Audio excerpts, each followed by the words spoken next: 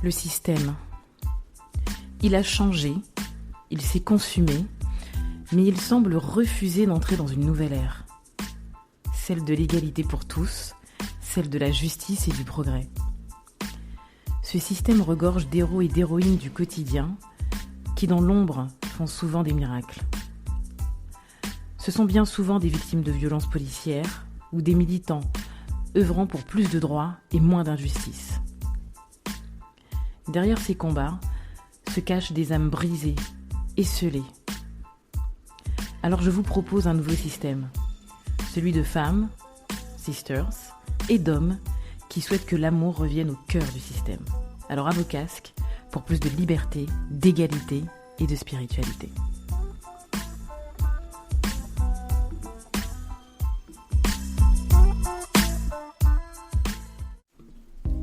Bienvenue dans cet épisode de Système. Aujourd'hui, nous avons l'honneur de recevoir Elena Dagnogo, docteure en sciences de l'information et de la communication. Elena a brillamment concilié son parcours académique avec un engagement fort en faveur de l'entrepreneuriat féminin en fondant un réseau dédié aux femmes entrepreneurs, le réseau Réunis. En France, les femmes représentent environ 39% des créateurs d'entreprises, une proportion en progression ces dernières années. Alors il faut savoir aussi que selon les données du ministère de l'Enseignement supérieur et de la Recherche, les sciences humaines et humanités, qui incluent aussi les sciences de l'information et de la communication, comptaient près de 20 000 doctorants pour l'année scolaire 2022-2023. Alors, poursuivre un doctorat est une aventure exigeante qui requiert détermination, passion et résilience. Les doctorants développent des compétences pointues et une expertise reconnue, les préparant à devenir des leaders dans leur domaine respectif. Cette expérience forge également une capacité à innover et à relever des défis complexes, des qualités essentielles pour ceux qui aspirent à exercer un leadership éclairé. Au cours de cet entretien, nous explorerons le parcours inspirant d'Elena Dagnogo, les défis qu'elle a surmontés en tant que doctorante et entrepreneur et la manière dont elle incarne le leadership et la fierté associée à son titre de docteur. Alors installez-vous, préparez-vous à une discussion riche en inspiration et en enseignement.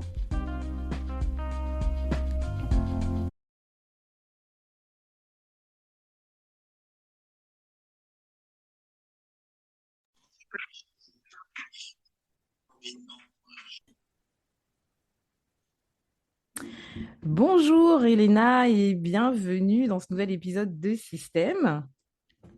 Alors, dis-moi comment tu vas et surtout présente-toi à nos auditeurs. D'accord. Bonjour Karine, c'est à toi le merci pour m'avoir invitée dans ton podcast et je vais bien.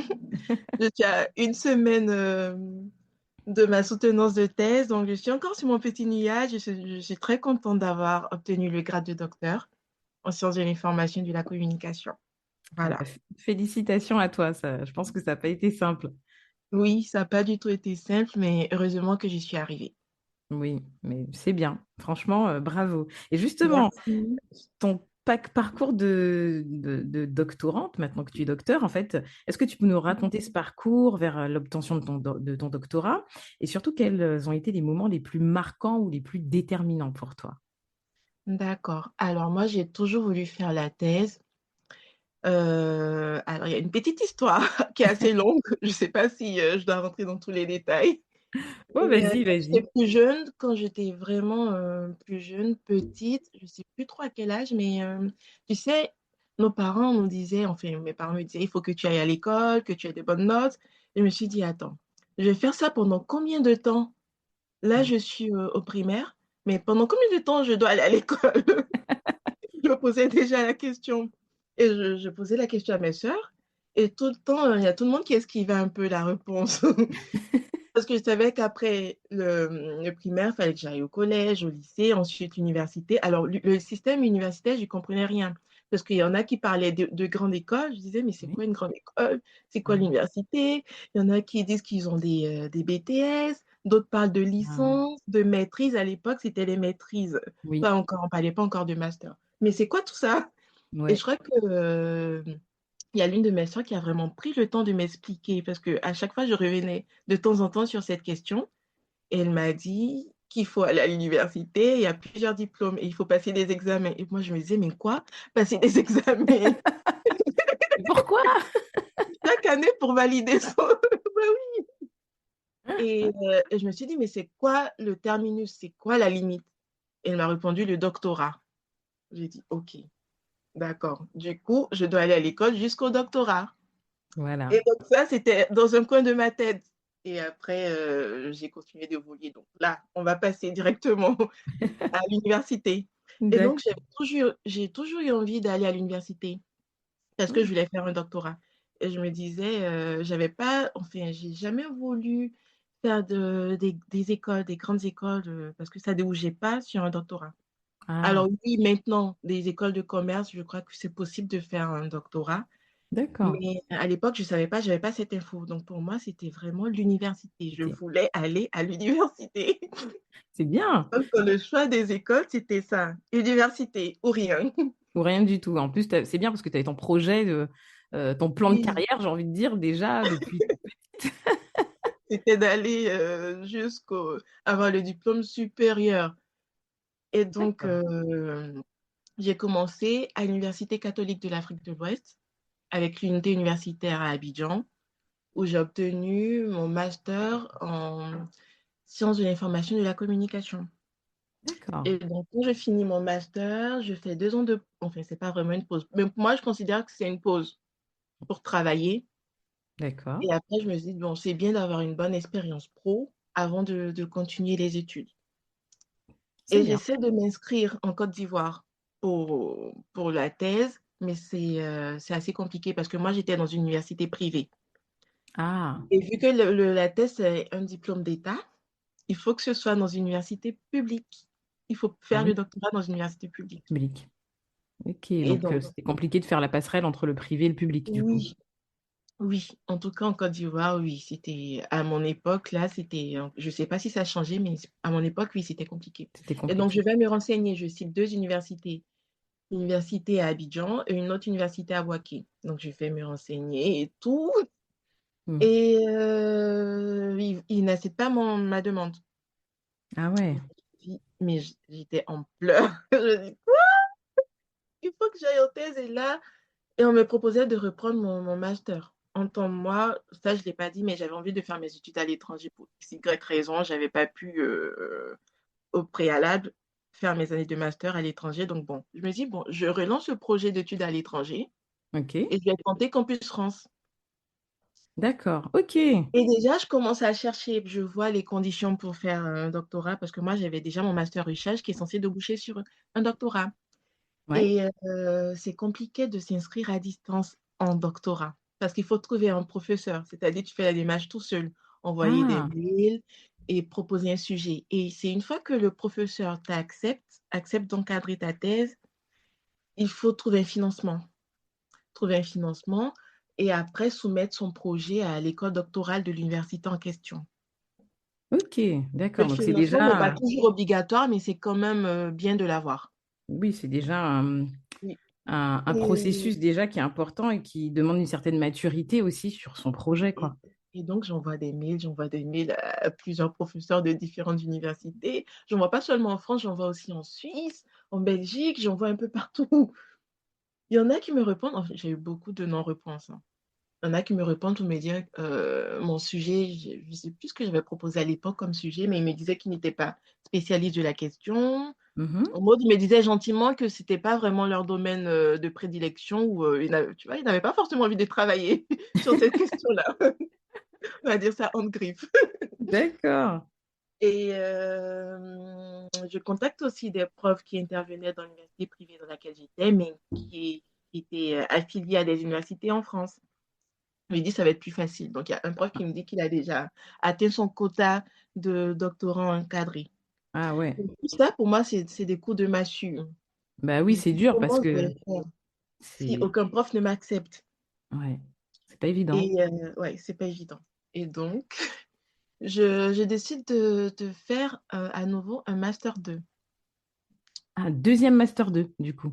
Exactement. et un Waouh. master 2 qui va me permettre de faire une thèse en France. Ah, donc tu as changé de stratégie. Oui, parce que ça allait être la voie la plus simple. Donc, j'ai candidat. Généralement, pour les candidatures en master, les gens commencent en master 1 et font le master 2. Mais moi, je me suis dit non, il faut que je rentre directement en master 2 parce que ça va me faire pas trop de temps. Et là, je Oui. réfléchis, je me suis dit, il y a quand même un mémoire à préparer. Et le mémoire du master 2, il est assez décisif parce que c'est ce qui va te permettre d'avoir ton inscription en thèse. Il faut quand même avoir minimum 14. Et Ah, oui, ah, minimum mention bien. Et pareil pour la moyenne générale du master, minimum mention bien. Et moi, j'avais déjà tout ça. Je me suis dit, allez, tu vois, ah. j'ai vraiment pris mon souffle. C'est pas grave. Et moi, je l'ai pris un peu comme une reprise. Là, j'ai un deuxième master parce que c'est pas vraiment la même spécialité. Mais pour moi, Mhm. c'est comme si je reprenais mon master. Oui, puis c'est peut-être une remise à niveau aussi pour toi, quelque part. Ou puis vu que tu avais déjà un master, c'était peut-être une façon de rentrer un peu plus dans le détail de cette spécialité-là, du coup. Oh oui, après, pour moi, c'était intéressant parce que ça allait être un diplôme français. Donc, pourquoi Oui, pas tenter l'expérience. Je me suis dit, OK, c'est pas grave, allez, on va faire ce master 2. c'est bien Et parce que ma candidature a été retenue à l'Université Côte d'Azur. Alors, j'ai eu aussi d'autres villes, mais après, vous savez, tu sais, il y a des procédures administratives pour l'obtention du visa. Il suffit Mhm. pas juste d'avoir l'acceptation de l'université, il y a aussi le logement qu'il faut trouver, parce que Ah tout oui, se fait à distance. ouais. Et Ouais, le j'avais logement, été c'est pas retenue facile. aussi à Paris-Sorbonne, mais c'était compliqué de trouver un logement sur Paris. Ouais, c'est ça, c'est toujours le Je me suis problème, hein, dit, le logement. OK, la Sorbonne, ça fait rêver, mais allez, tu as encore un objectif plus grand. Donc, il faut que tu restes raisonnable parce que là, il te faut le logement, parce que pour les procédures administratives, pour le visa, ils vont pas te dire, oui, tu as, tu as une acceptation de la Sorbonne, on te prend direct même sans logement. Non, Ouais. c'est très carré, donc voilà. Et à Nice, c'était plus facile pour moi de trouver un logement à distance. C'était vraiment rapide. Et c'est comme ça que j'atterris à Nice. Super. Et donc, ça fait Et j'ai combien de temps commencé. maintenant que tu es à Nice? Ça fait 5 ans. 5 ans, d'accord. Bon, Oui. bah, c'est bien, t'as été vite, ça a été vite, Oui, ton c'était doctorat, quelque et donc part. je commence mon master.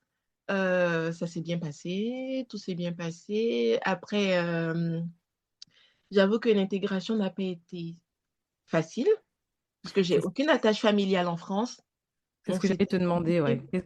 Comment tu as fait pour faire en sorte de concilier ta vie personnelle, ta vie de doctorante, professionnelle, et puis surtout t'adapter à ton nouvel environnement. Ça, c'est pas évident. Oui.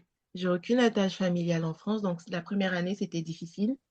Mais Mhm. ce qui était intéressant, c'est que j'avais une bonne promo de Master 2. Ah, c'est Donc, bien. et avec des étudiantes, des copines que j'ai eues, avec qui je suis toujours en contact. Et ça, c'était assez gratifiant parce que même quand j'avais besoin d'informations et tout, elles étaient là pour me renseigner, pour m'aider. Et C'est il y bien. avait des codes encore que je ne maîtrisais pas. Donc, quand tu arrives, donc voilà. Donc, tu as réussi Et quand même à avoir un environnement conciliant, bienveillant avec toi. Bah, du coup, oui, tu as commencé à créer une petite communauté autour de toi au final, oui, déjà. oui. Bah, ça, Oui. c'est Donc, ça, important aussi. ouais, c'était assez sympa. Voilà. Et ce qui m'a aidé, c'est que moi, je suis introvertie et extravertie. Donc, j'étais Ah, beaucoup plus dans la période d'introversion. Je n'avais pas trop besoin d'interagir avec des personnes, donc ça me convient aussi. ah, Et c'est donc, bien. ça ne me dérangeait pas trop de pas trop sociabiliser avec des Avec gens. les autres. Mais c'est Oui. normal quand tu es dans une phase d'adaptation. Mm, mm. Je pense que c'est aussi un moment où tu as besoin d'observer les choses, les gens, Oui, ton nouvel environnement pour mieux t'adapter par la suite oh, aussi, exactement. hein. Mais je trouve que D'accord. ça aurait pu être difficile pour une personne très extravertie. Ah ouais, c'est possible. Mm. C'est possible. Parce que Oui. quelqu'un qui a besoin d'attention, des fois, il reçoit le contraire. J'avoue que c'est pas toujours facile. Il y a certaines dynamiques ici dans les amphis qui font que c'est pas toujours facile quand quand tu arrives de te faire des amis, surtout avec des gens qui sont là depuis longtemps. Il y a Ouais, certaines dynamiques qui font qu'elles ne sont pas toujours ouvertes. oui, parce que les Il groupes y se a sont encore peut-être certains constitués. stéréotypes, certains clichés d'une expression que j'aime pas trop, blédard, en griffe. Ah ouais. Donc, ouais. Donc, c'est pas toujours évident. Ouais, c'est vrai que cette expression aussi, blédard, j'aime pas trop, je trouve ça péjoratif. Mhm. Et justement, Elena, à travers ton parcours et tes expériences, ça t'a mené à la création d'un réseau de femmes entrepreneurs. Est-ce que tu peux nous en dire un Oui, peu plus? oui. Alors là, on va reprendre l'histoire du doctorat.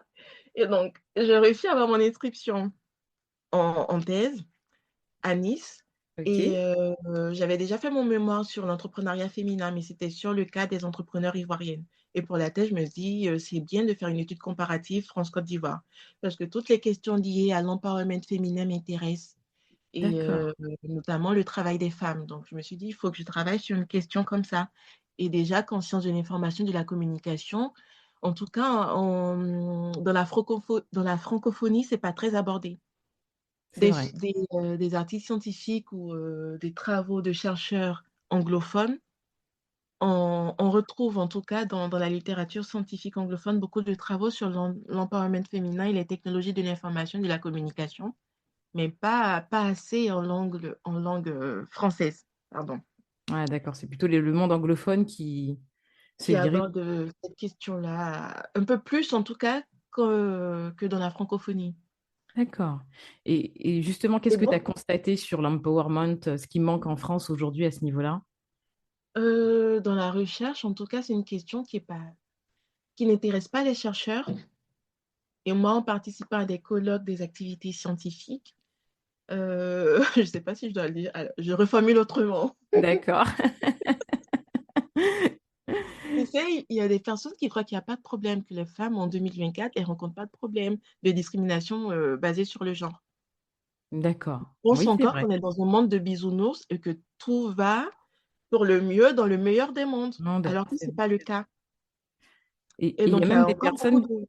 et il y a Oui, même des personnes qui subissent des discriminations de genre, mais qui pensent que c'est la norme, hein. oui. Ouais.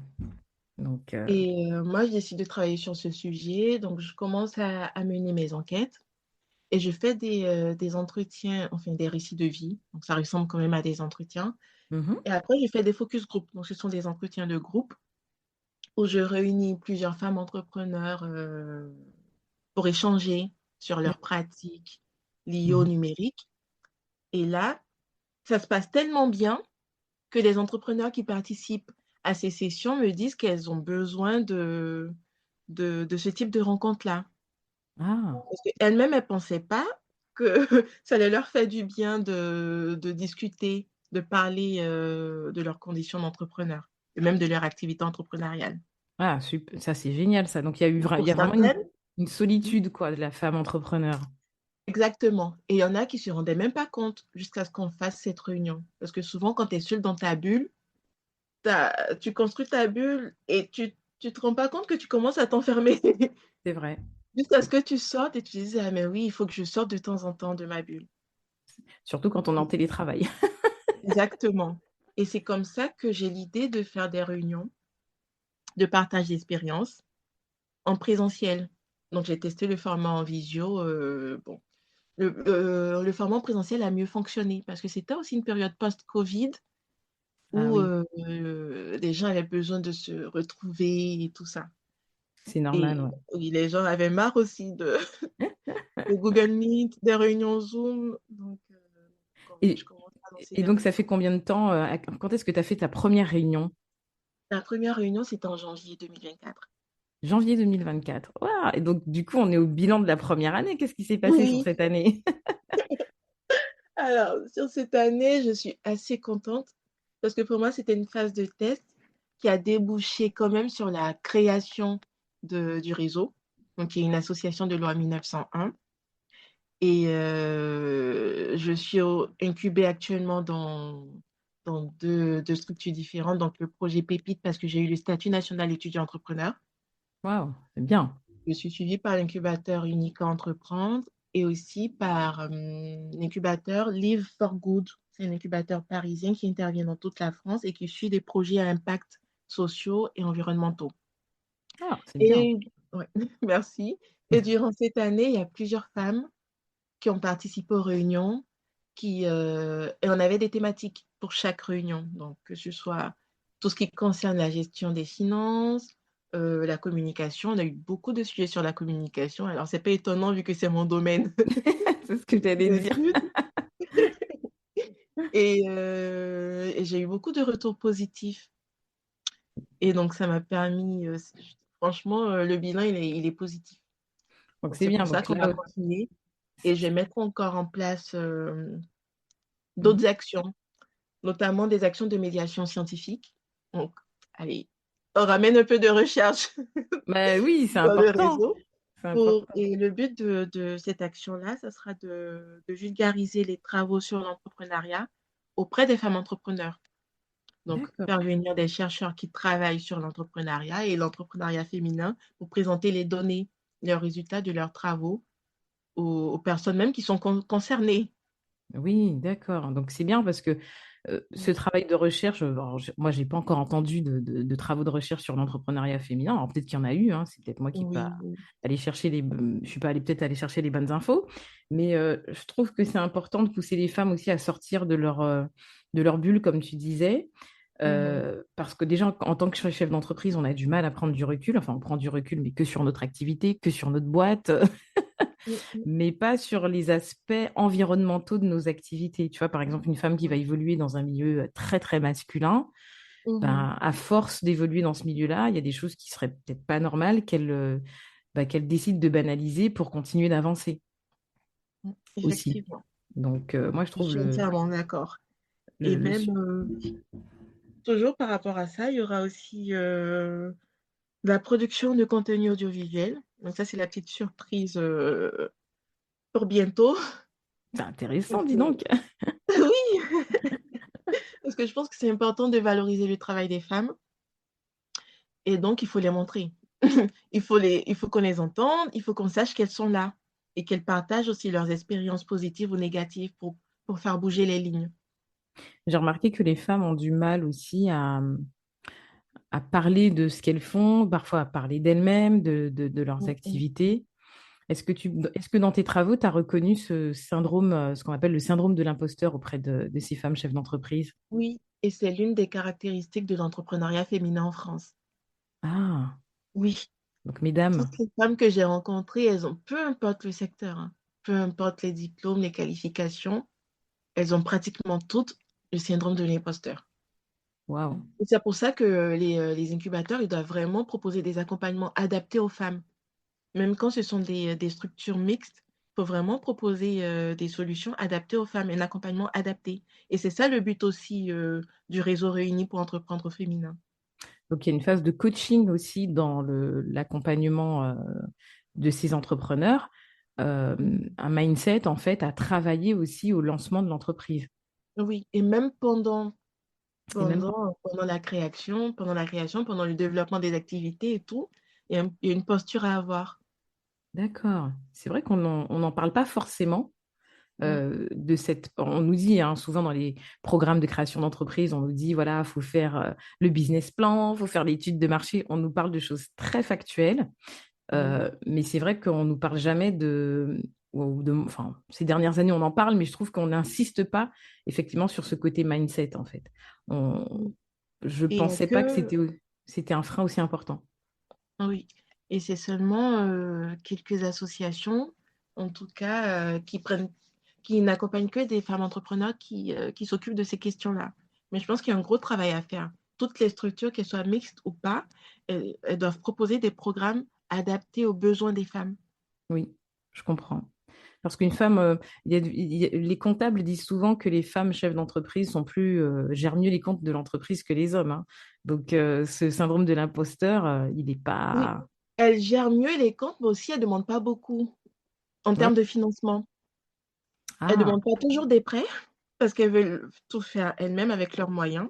Donc, elles ne vont pas toujours demander de l'aide, etc. Et même quand elles demandent, les montants restent très raisonnables, d'accord. contrairement aux hommes. Et Donc, ce qui fait qu'elles ont très peu de financement.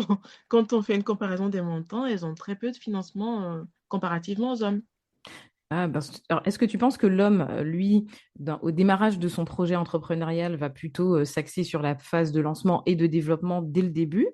et que la femme, elle va plutôt se poser la question de se dire, bon, bah, est-ce que je vais même arriver à lancer la boîte? Est-ce que tu penses qu'avec ce Oui, syndrome de l'imposteur, il y a ce frein qui se fait il y a automatiquement? beaucoup de freins. Il y a beaucoup de freins psychologiques au niveau des femmes, même pour prendre la décision d'entreprendre, elles cogitent beaucoup et Ouais, souvent les motivations sont pas forcément les mêmes. C'est-à-dire, les hommes, ils vont tout de suite se dire: «Il faut que je sois entrepreneur pour gagner beaucoup d'argent» et donc une fois que tu veux gagner beaucoup d'argent, ton business plan, tu vas tout mettre en place oui, pour demander, du financement, en tout cas pour avoir des sous pour très vite développer ton activité, lancer ton business et le développer. ouais, parce que l'argent Chez attire les l'argent. femmes oui, chez les femmes, le but, c'est pas de gagner de l'argent. En tout cas, ça vient pas en premier. C'est pas la première motivation. Ah, alors c'est quoi leur première motivation du coup? Le sens de l'activité, la quête de Ah, sens, je comprends, être aligné avec ses valeurs, je mener une comprends. activité qui a du sens, comme je l'ai dit et avoir un impact positif Donc et marquer le monde. oui, changer le monde, on va le dire, hein, faut dire les termes et il y a d'autres raisons un peu plus négatives et tout ça, je l'ai abordé dans ma thèse, justement. Le fait qu'elles aient, subi pas mal de problèmes et des discriminations basées sur le genre dans le milieu professionnel. Hmm, Donc les femmes sont encore confrontées au plafond de verre, ouais, avec elles tout. subissent, du harcèlement moral ou Oui, sexuel. oui. Donc tout ça, ça fait qu'elles fuient le salariat. Et elles sont sous-payées aussi. Là, les femmes travaillent gratuitement là depuis le mois de novembre. Je ne sais plus quelle date Oui, exactement. oui, oui. Donc tout ça, ça les motive à se mettre à leur propre compte et il y a aussi le fait de pouvoir plus facilement coordonner la vie, hem, personnelle et professionnelle et Ah là, on oui, oui. aborde des questions liées à la charge mentale. Donc le seul fait de pouvoir gérer leur planning comme bon leur semble, c'est une réelle motivation aussi pour les femmes entrepreneurs. Ouais, c'est une liberté qu'elles ont pas. Si elles subissent déjà du harcèlement et des discriminations en milieu professionnel, c'est vrai que la question des horaires, c'est ce à quoi on se heurte en premier, surtout quand on a un bébé. C'est la Oui, première problématique à laquelle les femmes font face souvent en milieu professionnel. exactement D'accord, et donc là, on se rend compte que les motivations sont pas forcément les mêmes avec les hommes, donc les buts sont pas les mêmes et l'accompagnement doit pas être le même. c'est vrai. Donc, un accompagnement pardon, beaucoup plus adapté à cette Mmh. quête de sens. Parce que je pense que les hommes voudront peut-être un accompagnement axé sur la valeur, donc l'argent, voilà, les bénéfices, etc. La femme, elle, avant de passer à cette phase où elle va vers cette quête de richesse, il y a ce réajustement vers le sens à faire en priorité. Mmh. Ouais, ok. Bon, Exactement ben, j'ai bien compris. et que toutes les valeurs soient alignées. L'alignement des valeurs, c'est vrai. Exactement, oui. Ça revient D'accord. beaucoup aussi au niveau des femmes. Bah, oui, surtout, on l'a vu aussi, tu vois, pendant la crise Covid, on a vu aussi que les femmes étaient en première ligne. Mmh. Donc, j'ai l'impression que cette quête de sens aussi, elle s'est accentuée ces dernières années euh, parce que les métiers féminins ont tenu la société, en fait. Mmh. Les femmes ont tenu le monde aussi pendant cette période. Alors, je ne dis pas que les hommes n'ont rien fait, hein, mais c'est les professions les plus féminisées, tu vois, infirmières, femmes de ménage, les caissières aussi, qui ont permis aux gens de tenir pendant cette période-là. Oui, Donc, donc non, mesdames, n'ayez pas de syndrome d'imposteur. il faut le combattre. Exactement. Alors justement, alors comment est-ce que tu perçois l'évolution de la place de la femme dans les milieux académiques et professionnels aujourd'hui? Alors, il y a quand même une petite évolution. Moi, je suis dans un domaine où il y a quand même beaucoup de femmes. Ah, Donc, oui, il y a pas mal de femmes, en information communication et même, dans la recherche. On trouve aussi, plusieurs femmes. J'ai pas de données, statistiques malheureusement, mais moi, dans mon domaine, on trouve quand même pas mal de femmes. Après, je sais que dans certains domaines, très, technologiques, mhm, il y a pas beaucoup de femmes et ça, c'est partout. Déjà, même avant même de parler du milieu académique, déjà, par rapport aux diplômes de master d'ingénieurs, des ingénieurs, c'est vrai. il y a pas assez de femmes ingénieurs encore en 2024 en France. c'est vrai. Donc, Il y a des associations qui poussent les filles des lycées d'ailleurs à prendre des voies oui, scientifiques. oui. Et ça, c'est Ouais, intéressant parce qu'il y a beaucoup de biais et ça se construit même depuis la maison. oui. Il y a beaucoup de stéréotypes qui viennent des parents, des enseignants. Et il y a beaucoup de travail à faire à plusieurs niveaux. Ouais, déconstruire la version pour les maths Mm. dès le départ. Non, c'est vrai qu'il y a beaucoup de. Enfin, je me sens concernée. Moi, je n'aimais pas du tout les maths et pour moi, c'était peine perdue. La biologie, j'aimais bien, mais les maths et la physique, ça n'allait pas. Donc, je me suis mise en tête que jamais j'arriverais à combler ces lacunes-là. Et ça, pendant toute ma scolarité. Alors que peut-être pas du tout. Ouais. Donc, Mm. et même toi qui es dans bon, c'est peut-être différent, même les métiers de la tech, développeur web, etc. Là aussi, on trouve peut-être un peu plus de femmes maintenant, mais il y a quelques C'est années. pareil, hein. Ouais, c'est pareil. C'est Bah la voilà. même catégorie, tout ce qui est développeur web, etc. Mais comme tu l'as mentionné, il y a des associations qui font un travail génial, exceptionnel. Donc, on commence à faire bouger les lignes. Bon, bah, À faire bouger les lignes, oui. ça veut dire que d'ici quelques années, on aura plus de femmes sur ces métiers-là. On espère.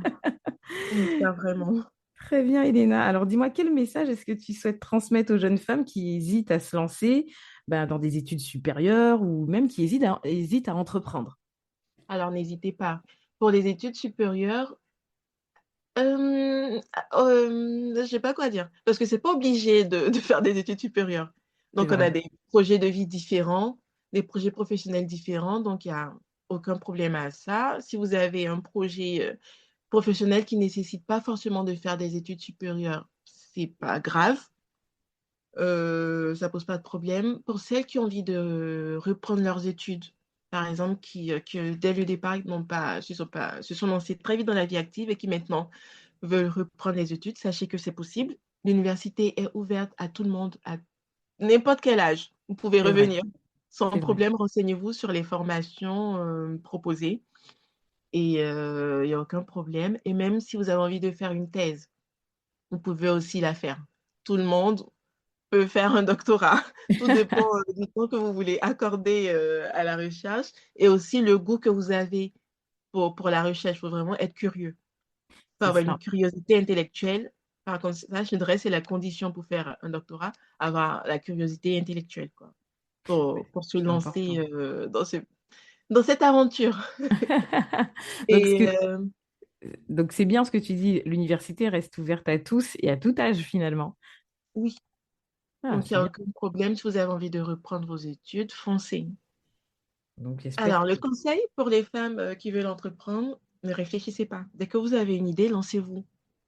Faites le saut, faites le plongeon, arrêtez de réfléchir, mesdames, et lancez-vous. Foncez, tester. testez, testez, foncez. Et en France, il y a beaucoup de structures qui accompagnent des femmes, que ce soit des structures gratuites ou payantes. Il y a plusieurs organismes publics qui peuvent Oui, vous aider dans votre projet, vous accompagner dans votre projet entrepreneurial et aussi le réseau Réuni pour entreprendre au féminin est là pour vous. N'hésitez pas à nous contacter, à nous solliciter pour si vous avez un projet, si vous voulez vous lancer, nous sommes là pour vous. ah Et ben, donc, oui, avec n'hésitez non, je pas disais, c'est à important foncer. ouais, de vraiment préciser que le réseau va vraiment essayer de vous accompagner. Ce sera un soutien. Moi, j'ai eu l'occasion de participer à quelques rencontres du réseau cette année et ça fait du bien effectivement de se retrouver dans un lieu en plus qui est sympa et qui permet aussi où on se dit, ben, c'est vrai, moi aussi, je rencontre tel ou tel problème. Voilà, la dernière réunion à laquelle je suis allée, on a parlé de Notion. Et depuis, je réutilise Notion, Super. tu vois. Donc, des fois, on a des solutions sous la main et en ayant ces espaces de discussion, ben, on a des solutions qui arrivent tout simple, tout naturellement. Donc, oui, Effectivement. moi, j'ai eu Et le l'expérience. réseautage, c'est très important parce que c'est le fait d'échanger avec des autres, apprendre de leurs expériences parce qu'il n'y a rien de nouveau, hein. Les difficultés que tu rencontres aujourd'hui dans l'entrepreneuriat, il y a une autre entrepreneur qui les a déjà traversées et surmontées. C'est Donc, vrai. pourquoi pas ne pas aller lui parler et avoir des conseils. Donc, c'est vraiment ça, on met en avant la sororité et cette solidarité entre femmes pour pouvoir évoluer et avancer. c'est vrai. Tout est possible en fait. Oui. Ce que je comprends de ton discours, c'est que vous ne vous inquiétez pas, c'est pas simple, mais c'est pas impossible non plus. Et ouais, il faut cesser de se mettre des barrières. Et dernière question, Elena, si tu devais résumer ton expérience à l'université en 3 mots, quels seraient-ils? Euh, gratifiant, Bien. challengeant, Mhm. euh, exceptionnel. Waouh. J'ai pas trop réfléchi, c'est les trois mots qui sont arrivés. Le premier mot qui est arrivé tout de suite, c'était gratifiant. Ah, c'est bien. Bah oui, c'est normal. Challengeant parce que c'est pas facile tous les jours. Donc, on rencontre pas mal de difficultés. Et par exemple, ma thèse elle n'était pas financée, donc j'ai eu pas mal de difficultés pendant mes enquêtes, pendant mes recherches. Ah oui. Mais gratifiant parce on apprend beaucoup. Mais c'est bien parce que je trouve que euh, en ayant des recherches non financées, ça t'a permis aussi de, toi, de te mettre dans la peau de l'entrepreneur qui va chercher des fonds ou qui doit se débrouiller sans les Oui, fonds. mais en fait, c'est ça, hein. Ouais, Le parcours doctoral, c'est aussi un parcours entrepreneurial, on va dire, avec même plus de difficultés que c'est- l'entrepreneuriat, parce que dans l'entrepreneuriat, tu as des possibilités de faire des pauses, de te oui, dire, allez, le projet, je vais reprendre dans quelques années. C'est vrai que certains doctorants et doctorantes abandonnent à un moment, mais pour les personnes qui continuent, il y a pas de répit, c'est-à-dire une difficulté arrive, il faut trouver une solution et avancer. c'est vrai. Quand les recherches tâtonnent un peu, il faut trouver une solution, avancer. Si tu veux aller jusqu'au bout et obtenir ton diplôme, tu as pas vraiment de choix de te dire non, faut tout de suite, on est en mode problème, solution, problème, solution, problème, solution. Ah, c'est top, c'est top. Donc c'est une bonne école entrepreneuriale, du coup, le Oui, doctorat. une très bonne école entrepreneuriale. Très bien. Bah, écoute, Elena, je te remercie d'être passée par Système. Merci à Tu toi, l'as, Karine, de m'avoir invitée. voilà, Je et trouve t'es la qu'on pourrait bienvenue. encore plus de temps parler de la thèse. Mais là, je comprends qu'on doit s'arrêter. Mais tu peux revenir, c'est ce que j'allais te dire. N'hésite Oui. pas à revenir sur le podcast pour nous parler de la suite du réseau. Et Mhm. justement, comment on peut intégrer ton réseau de femmes entrepreneurs? Alors, c'est tout simple. Il suffit juste d'envoyer un mail à programme.reuni au pluriel @gmail.com. D'accord. Bah, mesdames, vous Oh, savez ce qu'il vous reste à faire. oui. Et là, le site internet sera bientôt lancé parce qu'il y aura un volet réseautage. Donc, ça sera ouvert à tout le monde, que ce soit des personnes adhérentes ou pas au réseau. Donc, D'accord. en ligne, vous pourrez entrer des informations sur votre entreprise et retrouver d'autres entrepreneurs en D'accord. France. Ah, c'est bien ça, une C'est un espèce de projet réseau imminent social. qui va... Oui, Hmm, oui. j'ai hâte. Moi également. Eh ben, merci Elena. Et puis je te remercie encore. Et puis bonne année 2025 au réseau réuni. Voilà. Merci, merci à toi, Karine. Merci. Bye bye. Au revoir.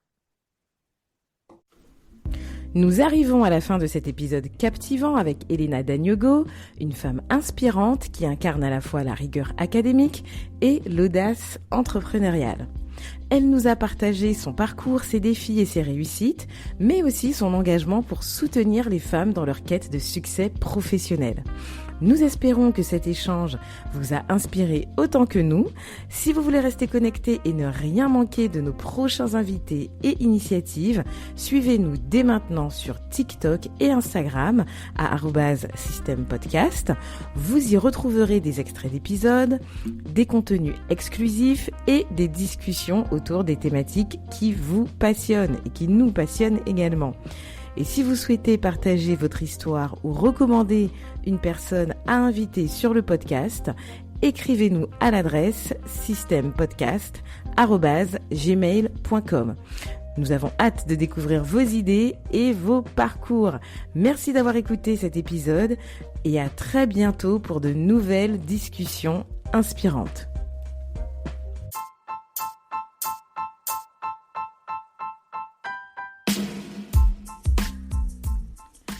Si vous êtes encore ici, c'est que vous vous êtes imprégné de toutes les paroles diffusées au cours de cet épisode.